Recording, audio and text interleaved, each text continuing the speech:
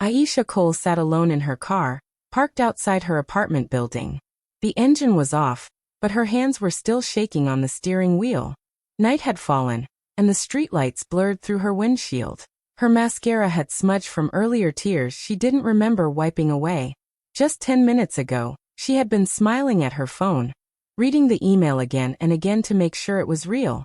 She had received the biggest bonus of her life, the kind of money that could clear her debts, help her finally move into a better place, maybe even let her rest for once.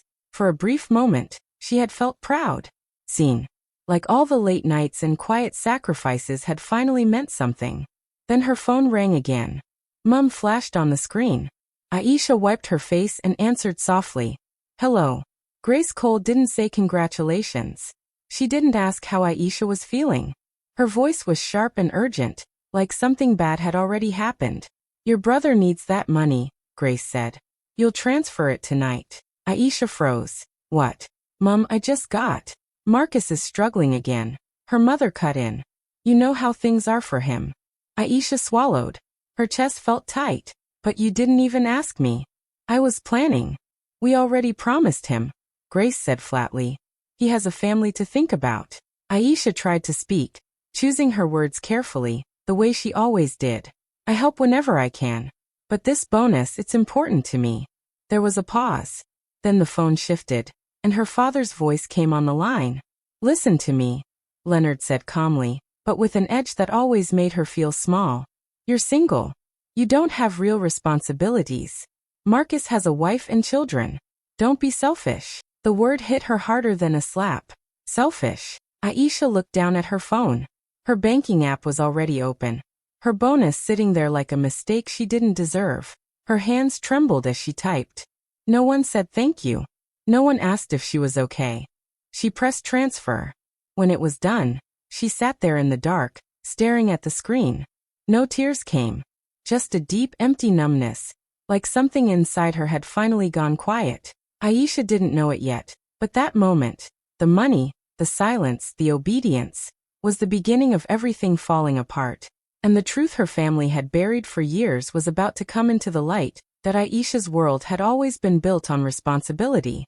By day, she worked as a compliance analyst at one of the most powerful financial firms in the city.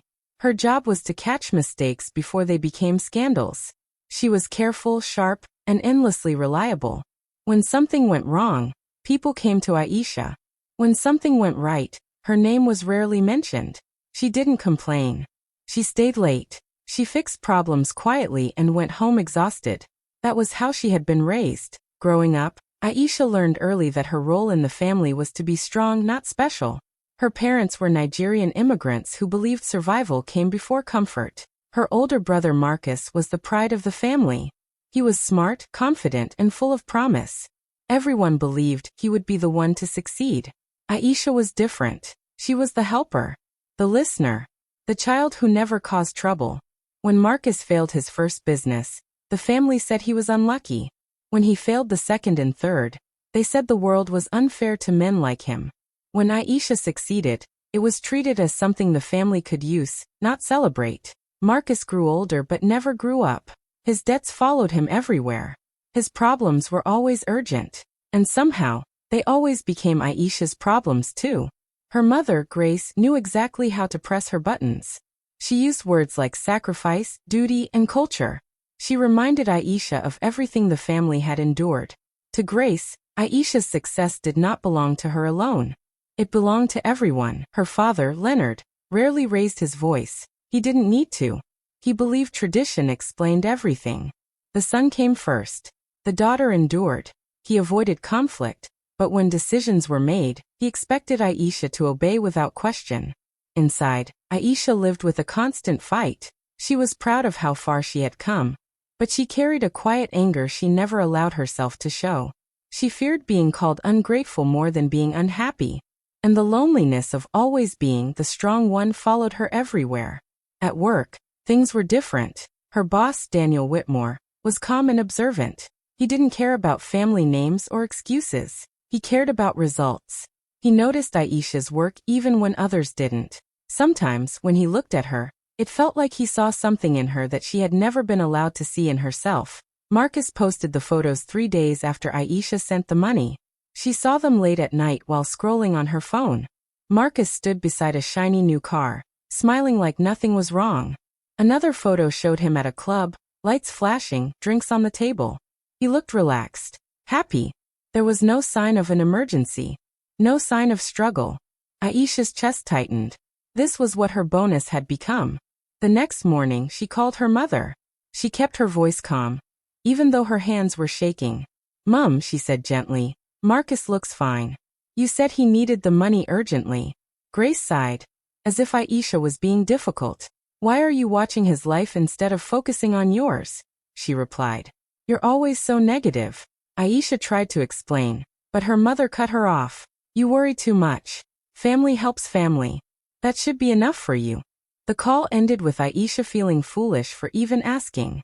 At work, the weight of it all began to show. She skipped lunch without noticing. She stayed late every night, staring at her screen without really seeing it. Her mind was tired. Her body followed. Mistakes didn't happen, but the sharp focus she was known for started to dull. Daniel noticed. One afternoon, he asked her to step into his office. Aisha's stomach dropped, expecting criticism. Instead, he closed the door and sat across from her quietly. "Are you okay?" he asked. The question caught her off guard. She opened her mouth to say yes, but the word wouldn't come out. She nodded instead. Then her eyes filled with tears she hadn't planned to show. "It's just family pressure," she said quickly. "Nothing serious." Daniel didn't push. He simply listened. He told her to take care of herself and reminded her she wasn't alone.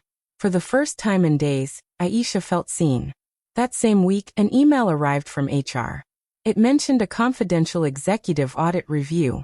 Aisha's name was on the list. Her heart raced as she read it again. This wasn't random. Her work was being reviewed closely for something bigger. A promotion. Fear rushed in faster than excitement. She had already given away the money that could have secured her future. And deep down, she wasn't sure she deserved more, especially after everything she had already sacrificed. Pressure from all sides came at once. Marcus called first. His voice was casual, almost bored. He said the money was gone, and he needed more. He spoke as if it was normal, as if Aisha existed only to fix his problems. Aisha felt something inside her tighten. This time she didn't agree right away. When she didn't send money, her parents stepped in. Her mother cried on the phone, saying Aisha was breaking the family apart. She reminded her of prayers, of sacrifice, of what people would say. Her father warned her that family comes before everything. He said refusing Marcus was the same as turning her back on them all. There were quiet threats too. Words like shame and distance and disownment. For the first time in her life, Aisha said no. The reaction was immediate and harsh. They called her arrogant. Said success had changed her. Said she thought she was better than them now. Every word was meant to pull her back into her old place. At work, the pressure grew in a different way. Daniel called her into a meeting and gave her a new assignment. It was a sensitive compliance case involving senior people. One mistake could end her career. But if she succeeded, it would prove she was more than just reliable. It would put her in a position of real power. Aisha felt scared, but also alive. This was something that belonged to her alone. She stopped answering family calls. Her phone stayed silent at night, but sleep didn't come easily. Old memories returned. Helping Marcus with homework, giving up things she wanted, always being told to be patient and understanding. One evening, there was a knock at her door. It was Marcus. He was angry, his face tight with entitlement. He called her selfish to her face, said she had forgotten where she came from. He demanded she open the door and do the right thing. Aisha stood there, her heart pounding. Then she spoke calmly and told him to leave. And when he didn't, she closed the door. It was the first time in her life she chose herself over her family. The reveal came on a quiet morning in the boardroom. Aisha sat at the long table with her hands folded, trying to steady her breathing. Senior executives filled the room. The air felt heavy. She told herself not to expect anything. She had learned the hard way that hope could hurt. Daniel stood up. He looked around the room, then began to speak. He talked about a recent compliance case that could have cost the firm millions. He explained how the risks were hidden and easy to miss. Then he said Aisha's name. He said she had found the problems before anyone else. He said she worked under intense pressure and never compromised her values. He said her work had protected the company and its people. Aisha felt her face grow warm as everyone turned to look at her. Daniel didn't stop there. He announced that Aisha was being promoted effective immediately. The room grew quiet, then filled with murmurs of approval. He explained the new role, and then mentioned the compensation. It was more than she had ever earned, nearly 3 times the bonus she had been forced to give away. Aisha's hands trembled, but this time it wasn't from fear. Then Daniel added something unexpected. "This role comes with full independence," he said. "No one gets to decide your worth but you." The words settled deep inside her. For the first time, she believed them. While Aisha's life changed, the truth caught up with her family. Marcus's lies began to fall apart. The money was gone, wasted on things that never lasted. There was no business, no plan, no future to show for it. Her parents finally saw what they had refused to see for years. When they heard about Aisha's promotion, their tone changed. They called her with softer voices. They spoke about family again, about pride, about moving forward together. Aisha listened quietly, but she didn't rush back. She didn't explain herself or apologize. She had spent her whole life running to fix their mistakes. This time, she chose to stand still and let the distance speak for her. Aisha decided to meet her parents, but this time on her own terms. The meeting was calm and controlled.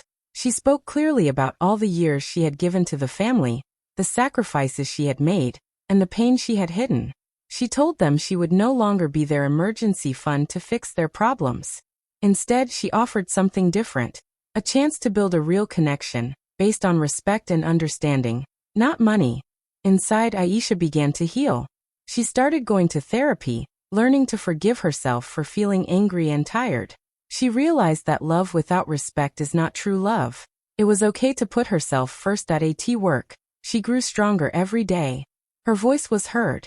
Her ideas mattered. She was no longer invisible, or just the strong one.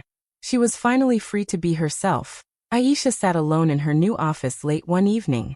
The lights outside the window twinkled like stars over the city. The room was quiet except for the soft hum of the air conditioner. Her phone rested on the desk, the screen showing an unsent message. It was an apology to her family, a message full of words she thought she needed to say. She stared at it for a long moment, then slowly deleted it. She realized she didn't owe anyone that apology. She leaned back in her chair and looked out at the city lights. For the first time, she felt calm. Not the tired kind of calm that comes after giving up, but a peaceful calm that came from standing strong. Her journey had been hard. She had lost a lot, but she had also gained more than she ever expected: respect, freedom, and most of all, herself. And as she watched the city glow beneath her, she knew something deep inside had changed forever. For the first time in her life, Aisha wasn't choosing survival. She was choosing herself. Hey friends, thanks a lot for watching all the way through. Don't forget to like, comment, and subscribe for more stories. See you next time.